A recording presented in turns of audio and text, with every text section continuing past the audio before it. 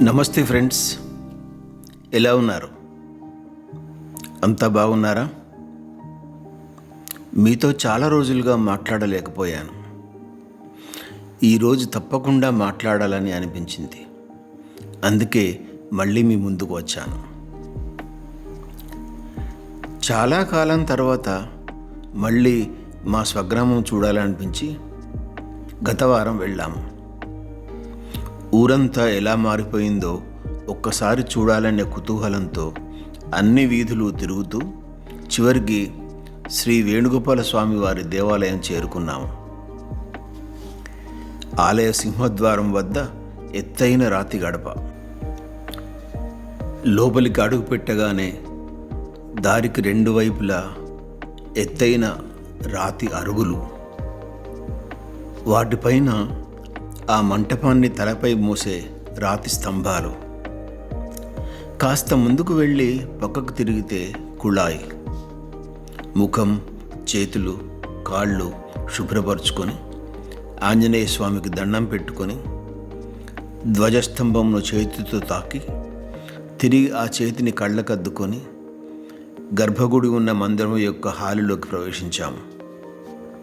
ఒక్కసారిగా శరీరం, మనస్సు రెండు ఏదో తెలియని భక్తిభావానికి లోనై ఒక ప్రత్యేక పవిత్ర ప్రపంచంలోకి ప్రవేశించిన మధురమైన అనుభూతి.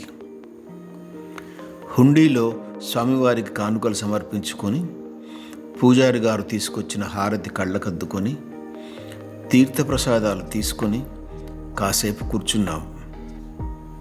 ఎదురుగా ఆ వేణుగోపాల స్వామి అందమైన విగ్రహం.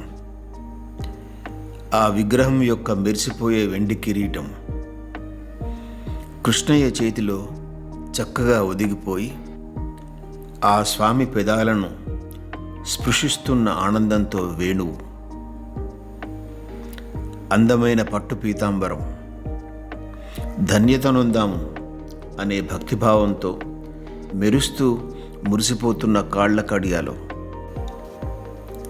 ఓహ్, అద్భుతమైన ఆ దృశ్యాన్నంతా మనస్సులో ముద్రింపజేసుకోవడానికి, కళ్ళల్లో దాచుకోవడానికి కనురెప్పలు అరమోడ్పుగా మూసుకున్నాను. శరీరానికి, మనస్సుకు ఎంత హాయి, ఎంత ప్రశాంతత. అట్లా హాయిగా ప్రశాంతంగా కళ్ళు మూసుకున్న నన్ను సన్నని మధురమైన గానం వీణుల విందుగా పలకరించి అలరించింది. హృదయం ఏదో తెలియని పారవశ్యానికి లోనైపోగా అట్లాగే కళ్ళు మూసుకొని ఆ గానాన్ని ఆనందిస్తున్నాను. వైష్ణవ జనతో తేనే కహియే జే పీడు పరాయి జానే రే. వైష్ణవ జనతో तेने कहिए जे पीड़ पराई जाने रे. पर दुखे उपकार करे तो ये मन अभिमान न आने रे. वैष्णव जन तो तेने कहिए जे पीड़ पराई जाने रे. सकल लोक मां सहुने वंदे निंदा न करे के नीरे. वाच काच मन निश्चल राखे धन धन जननी ते नीरे. वैष्णव जन तो तेने कहिए जे पीड़ पराई जाने रे. समदृष्टि ने तृष्णा त्यागी पर स्त्री जेने मातरे. जिह्वात की असत्य न बोले परधन नव जले हाधरे. वैष्णव जन तो तेने कहिए जे पीड़ पराई जाने रे। वनलोभी ने कपट रहित छे काम क्रोध निवार्या रे। भणे नरसैयो तेनु दर्शन करता कुल एको तेरा तार्या रे। वैष्णव जन तो तेने कहिए जे पीड़ पराई जाने रे।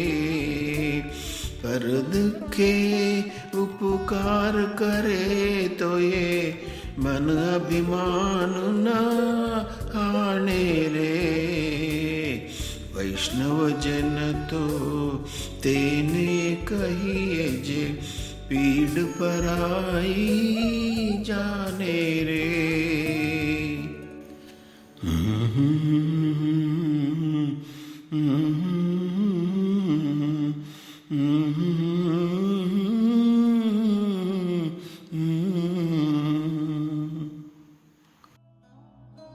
ఎంత చక్కని సద్గుణమాలిక, ఎంత మధురమైన కీర్తన! ఎన్ని వందల సంవత్సరాల క్రితం నుండి భక్తులను అలరిస్తున్న గానం. సంగీత గానాలను ఆనందించడానికి భాషా భేదాలు అడ్డురావని నిరూపించిన గానం. మిత్రులారా, మహాత్మా గాంధీజీకి ఎంతో ఇష్టమైన పాటగా అందరూ చెప్పే ఈ కీర్తన యొక్క పూర్వాపరాలను ఒక్కసారి తెలుసుకుందాం. చరిత్ర మనకు అందించిన వివరాల ప్రకారం గుజరాత్లో, అంటే ఒకప్పటి సౌరాష్ట్రలో తలాజా అనే గ్రామంలో 1414లో జన్మించి 1480లో పరమపదం చేరుకున్న గొప్ప కవి, ఆధ్యాత్మికవేత్త, విష్ణుభక్తి సంపన్నుడు స్వర్గీయ నరసింహ మెహతా గారు గుజరాతీ భాషలో మనకు అందించిన సద్గుణ సమాహార మహాప్రసాదమే ఈ వైష్ణవ జనతో అనే అజరామర కీర్తన. భక్త తులసీదాసు, భక్త సూర్దాసు, భక్త కబీరు, భక్త మీరాబాయి లాంటి ఉత్తముల కోవకు చెందిన పరమ పూజ్యులు శ్రీ నరసింహ మెహతా గారు.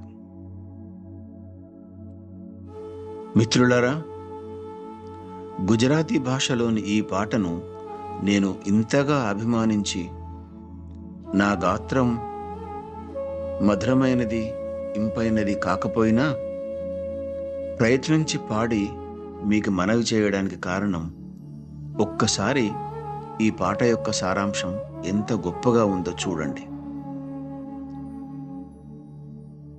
వైష్ణవుడెవరైనా ఎటువంటి అహం, గర్వం లేకుండా ఇతరుల బాధను అర్థం చేసుకుని వారికి మంచినే చేస్తాడు. ఇతరుల గురించి ఎటువంటి చెడును మాట్లాడకుండా తన పనులలో, ఆలోచనలలో పరిశుద్ధంగా ఉంటాడు.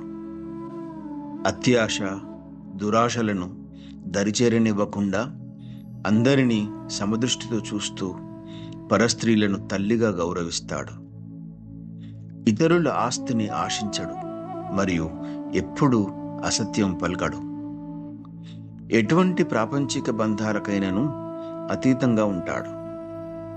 నిరంతరం తన మనస్సునందు, మాటయందు, పనులయందు పవిత్రంగా ఉంటాడు. అటువంటి వైష్ణవుడు మరియు అతనికి జన్మనిచ్చిన తల్లిదండ్రులు ఎంతో ధన్యులు. ఇది ఈ పాట యొక్క సారాంశం. మిత్రులారా, ఇక్కడ ఒక చిన్న వివరణ. వైష్ణవుడంటే ఎవరు, లేదా ఎవరిని వైష్ణవుడని అంటాం? ఎవరిని వైష్ణవుడు అని అంటాం అంటే, ఎవరైతే శ్రీ మహావిష్ణువును భక్తితో కొలుస్తారో, భక్తితో పూజిస్తారో, భక్తితో ఆరాధిస్తారో అతడిని వైష్ణవుడు అంటాం. ఇక్కడ వైష్ణవుడంటే ఒక కులం అని కాదు, ఒక జీవన విధానం. ఆ జీవన యానంలో అన్ని సద్గుణాలే, అంతా సత్ప్రవర్తనమే, అంతా పరోపకారమే. ఆ జీవనయానం నవ్యమైనది, భవ్యమైనది, దివ్యమైనది, ధన్యమైనది. ఇట్లాంటి ఒక గొప్ప జీవన విధానాన్ని మనం అనుసరించడమే కాదు, మన పిల్లలకు, వారి పిల్లలకు బోధించి ఆచరింపజేసినప్పుడు విశ్వవ్యాప్తంగా ప్రేమ, శాంతి, సౌభ్రాతృత్వం నెలకొంటాయి కదా. ఈ విశాల విశ్వం శాంతియుతంగా, ప్రేమమయంగా జీవనం కొనసాగించడానికి ఇంతకంటే ఇంకా ఏం కావాలి? అందుకే మిత్రులారా, మన భావితరాల వారి జీవనం ఆనందంగా కొనసాగడానికి ఇటువంటి గొప్ప గీతాల గురించి మనం తెలుసుకుంటూ మన పిల్లలకు కూడా తెలియజేద్దాం అని మీ అందరికీ సవినయంగా మనవి చేస్తూ, నన్ను ఆదరిస్తున్న మీ అందరికీ కృతజ్ఞతలతో మీ రాజేశ్వరరావు. నమస్తే మిత్రులారా, దయచేసి లైక్ చేయడం, షేర్ చేయడం, సబ్స్క్రైబ్ చేయడం మరవద్దు సుమా.